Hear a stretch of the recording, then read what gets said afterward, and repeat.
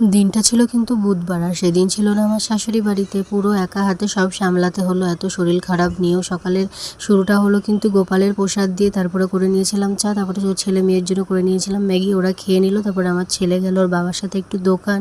তারপরে এইদিকে কিন্তু আমি রান্না বসিয়ে দিয়েছি।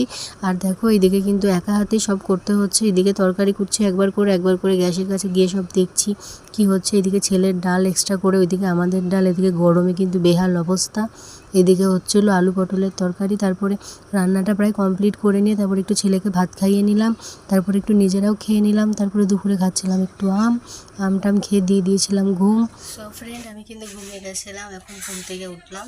আর এখন কিন্তু সবার জন্য চা করব, সন্ধ্যা লেগে গেছে প্রায়। কিন্তু সবার জন্য চা বানিয়ে নিলাম। তারপরে রাতের রান্না শুরু হলো। তখন মা চলে এসেছিলো, রাতের রান্নাটা মাই করলো। আমি একটু ফ্রেশ হয়ে নিলাম, মুখের খুব বাজে